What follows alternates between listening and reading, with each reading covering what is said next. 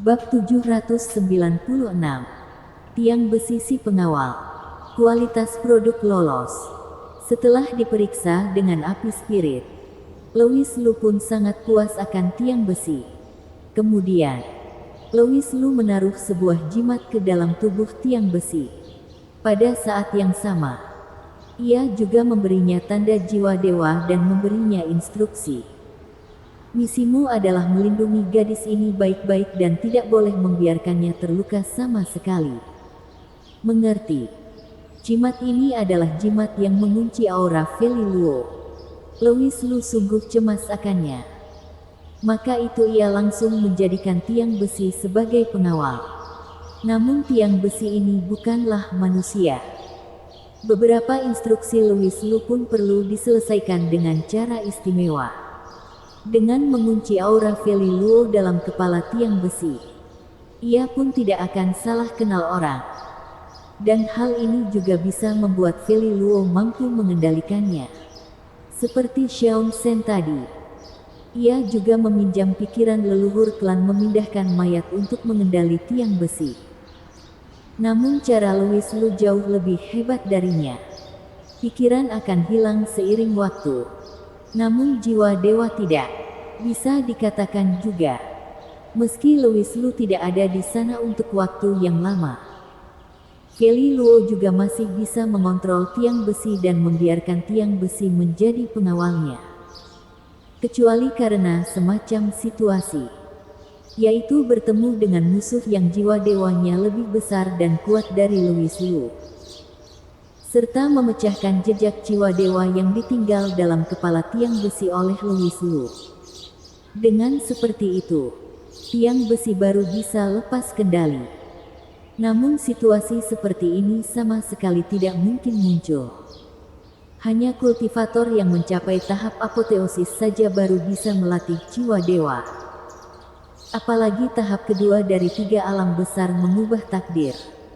Itu pun tidak begitu mudah berhasil dilatih. Gunung Jiexing tidak buka. Tahap Nasjen Soul pun tidak muncul. Ingin berlatih menjadi seorang kultivator dengan jiwa dewa pun tidak mungkin sama sekali. Louis Lu juga baru berhasil melatih jiwa dewa dengan bantuan mutiara darah pemurni jiwa yang ditinggalkan ayahnya. Jadi, dengan kekuatan jiwa dewa Louis Lu, ditambah dengan kekuatan fisik tiang besi, hal ini pun sudah cukup menjamin keselamatan Feli Luo. Tidak hanya keselamatan diri, bahkan mau memasuki Kunlun saja, Feli Luo juga boleh masuk dengan percaya diri. Selesai melakukan semuanya, Niko Shen kebetulan membawa satu mayat datang ke suku Venom. Jika Shen si pecundang ini bisa-bisanya masih pingsan. Sepertinya ia benar-benar dibuat ketakutan. Pelaku J.K. Shen dan juga mayat terbangnya sudah dibawa kemari. Apakah Anda masih ada instruksi lain? Niko Shen datang ke hadapan Louis Lu dengan hormat dan bertanya. Louis Lu melambaikan tangan. Tidak ada lagi. Lain kali jaga baik-baik anggota klan kalian. Siap. Niko Shen menghela nafas lega. Takut Louis Lu akan terus menempelnya. Setelah mengatakan beberapa kata yang sungkan, ia pun meninggalkan tempat dengan penuh rasa terima kasih. Louis Lu terkekeh memandang Feli Luo. Kak Felu, aku dan Kak Vanessa seharusnya tidak secepat itu pergi dari sini. Bagaimana kalau kamu juga ikut menetap di sini? Dan kamu suruh rekanmu saja yang membawa orangnya kembali. Beberapa penegak keadilan yang datang bersama dari aliansi bela diri ibu kota tahu jelas akan hubungan antar orang. Kemudian mereka buru-buru berkata, "Pelindung Luo, tenang saja. Ada kita yang mengantar pulang. Tidak akan ada masalah. Anda di sini saja dan menemani Yang Mulia Kaisar Dewa." Mereka sangat hormat kepada Feli Luo. Pertama karena Feli Luo yang begitu muda bisa-bisanya memiliki keberanian untuk menjabat sebagai pelindung pusat aliansi, sehingga membuat orang-orang merasa kagum. Dan alasan lainnya karena wanita cantik ini memiliki latar belakang. Meski kultivasinya baru mencapai alam permurnian, tapi orang-orang tetap sangat hormat kepadanya. Sedangkan untuk latar belakang ini, Feli Luo tidak ingin mengakuinya sama sekali. Siapa yang mau menemani si bajingan ini? Feli Luo menolehkan kepala dengan arogan dan tidak ingin peduli Louis Lu. Sekarang baru tahu harus memanggilnya kakak. Bukankah tadi sangat berani saat bersikap mesum? Kamu kira aku begitu cepat tenang kembali? Bukan. Mimpi. Dewi Feli kami ini sangat pendendam loh. Orang-orang aliansi bela diri seketika merasa merinding. Bahkan tidak berani menghela nafas lega. Hanya dengan membayangkan memakai kata bajingan untuk memanggil Kaisar Dewi Louis saja, mereka sudah tidak berani. Sedangkan Vanessa Xiao malah memasang ekspresi menyaksikan tontonan seru dengan bibir yang terukir senyuman tipis. Louis, mengapa dulu tidak pernah sadar kalau kamu bisa mencuri pakaian dalam? Bukan, harusnya hobi mencuri pakaian dalam orang. Kali ini adik ketujuh ngambek. Aku ingin lihat bagaimana kamu menghiburnya. Louis Lu sudah lama menebak reaksi Feli Luo ini. Ia pun tersenyum pahit dan berkata, "Pergi." Tiang besi tidak membalas. Namun melangkahkan kaki dengan patuh dan berjalan ke hadapan Feli Luo dengan tampang yang siap menerima instruksi. Feli Luo membelalak mata besarnya curiga.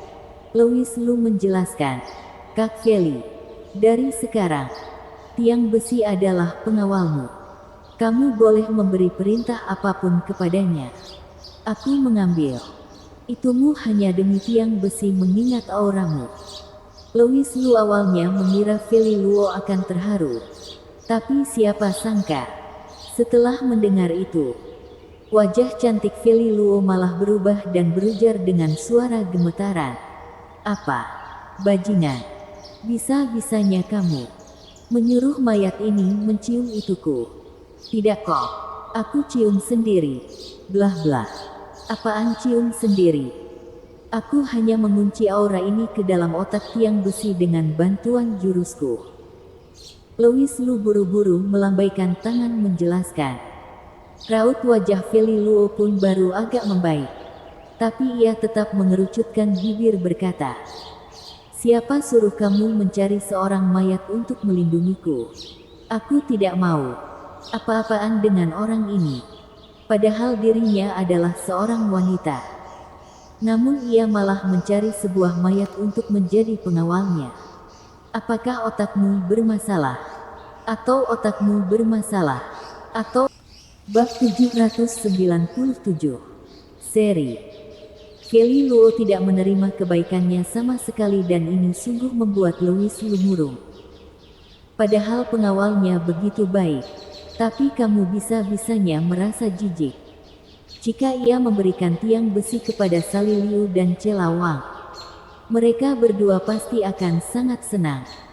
Orang ini sungguh tidak tahu untung. Louis Lu bergumam pelan dan ujung matanya mendadak menemukan Jeka Sen yang jatuh pingsan di samping. Sebuah rencana muncul. Ia pun berkata, "Kak Feli, kamu benar-benar harus bawa tiang besi ini bersamamu." "Mengapa?" "Kamu dengar analisaku baik-baik. Jeka Sen si pecundang itu tengah jatuh pingsan. Sekarang mungkin tidak begitu mengancam. Tapi bagaimana kalau ia sadar kembali dan menyesal? Tidak mau ikut kalian ke pusat aliansi bela diri." Waktu ia jatuh pingsan, mayat terbang sangat tenang. Tapi sekalinya ia sadar kembali dan mengendali mayat terbang itu, kalian pun bisa saja akan terbunuh olehnya. Jika kalian membiarkan tiang besi ikut kalian, maka kondisi seperti itu pasti tidak akan terjadi.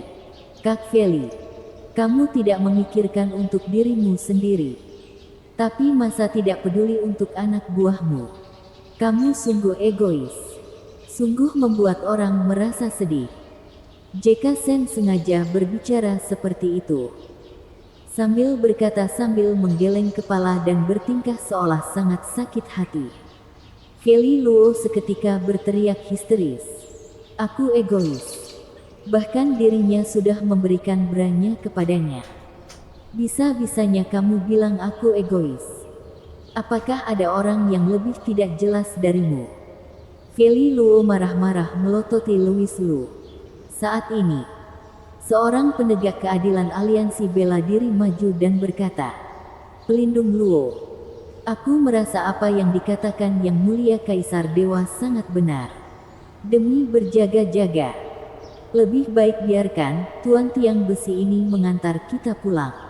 Usai berkata, ia juga melemparkan kode mata yang sangat patuh ke arah Louis Lu. Dasar penjilat. Feli Luo mengerucutkan bibirnya. Tapi apa yang dikatakan Louis Lu benar juga. Perjalanan pulang ini sangat jauh. Dan dirinya juga tidak bisa menjamin tidak ada sesuatu yang terjadi. Feli Luo kepikiran suatu ide. Kemudian melangkahkan kaki jenjangnya berjalan ke hadapan Eli Miao berkata, "Tante Miao, apakah kalian sini ada semacam obat tidur? Kalau takut Jeka Sen tersadar kembali, bukankah tinggal beri sedikit obat dan biarkan ia tidur beberapa hari saja? Tunggu ia sadar kembali." Mereka pun sudah tiba di pusat aliansi bela diri. Feli Luo melirik Louis Lu dengan puas. Hidungnya yang putih juga berdeham pelan dengan arogan. Seperti sedang mengatakan, "Aku sudah mengingat peringatanmu. Tapi aku tetap tidak ingin menerima kebaikanmu." Melihat tampangnya ini, ia pun jelas sekali masih kesal akan Louis Lu yang mengambil pergi branya. Dan tentunya, mungkin saja bukan karena bra, melainkan kelakuan Louis Lu yang tiba-tiba bilang berhenti dan bajingan itu. Eli Miao langsung menggeleng kepala berkata, "Tidak ada. Kita sini tidak ada obat tidur. Dan tidak ada cara juga untuk membuat orang tertidur beberapa hari." Hatinya juga diam-diam berbatin, "Kalaupun ada, juga tidak mungkin kasih ke kamu." Mendengar ucapannya, Feli Luo langsung mengerti bahwa orang-orang ini berpihak pada Louis Lu. Oleh karena itu, ia melototi Louis Lu dan akhirnya memasang wajah dingin berujar, "Ikut aku, Louis Lu." Selesai berkata, ia langsung berjalan ke suatu arah dan meninggalkan punggung kepergian yang indah. Arah itu kebetulan adalah tempat di mana Louis Lu memanggilnya tadi. Ia pun ingin lihat apa yang akan dilakukan wanita ini. Louis Lu tentu tidak merasa takut dan langsung mengikutinya. Tiba di tempat branya direbut, Feli Lu menghentikan langkahnya. Lalu berbalik badan dan berdiri tegak dengan kedua kakinya yang tutup rapat dan jenjang, sehingga tidak terlihat celah sama sekali.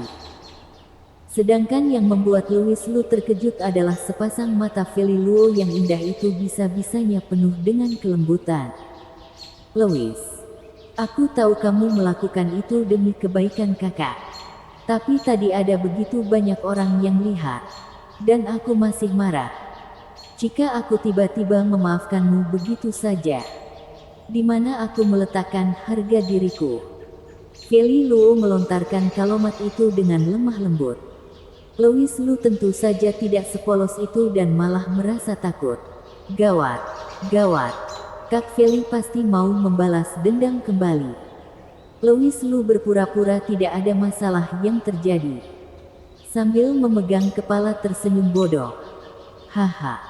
Asal Kak Feli mengerti perasaanku, lain kali aku tidak akan membuatmu marah lagi." Kamu memang baik, Louis." Feli Luo maju selangkah dengan terharu dan langsung masuk ke dalam pelukan Louis Lu.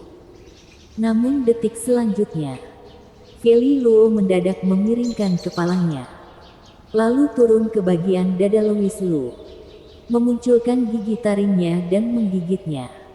Sas. Louis Lu seketika tersadar. Ia sudah tahu kalau wanita ini tidak akan melepaskannya begitu saja. Sakit, sakit, minta ampun. Dewi. Louis Lu sambil menarik nafas sambil meminta ampun meringis kesakitan. Namun Feli Luo tidak melepaskan gigitannya sama sekali. Setelah menggigitnya untuk waktu yang lama, ia baru melepaskan gigitannya dengan puas dan berdeham pelan berkata, "Kali ini kita seri." Louis Lu mendesis dan berkata, "Tepat juga mencari titiknya. Jangan-jangan kamu latihan setiap hari lagi. Apa yang kamu katakan?" Feli Luo melototinya dan gigi taringnya tidak tahan kesepian lagi. "Bukan apa-apa kok, hehe. Aku bilang Kak Feli pandai menggigit.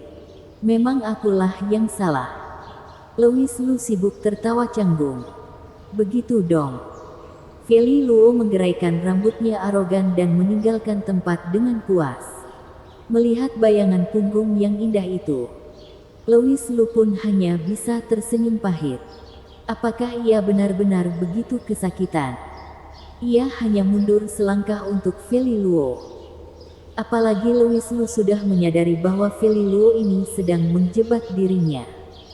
Biasanya, mana mungkin ia begitu cepat tertipu? Apa dayanya? Untuk seorang wanita, memberi penjelasan adalah cara yang paling bodoh. Dan yang mereka inginkan adalah kita yang mengalah. Jika mereka menginginkannya, Louis Lu tinggal memberikannya saja. Mau berapa? Kasih berapa?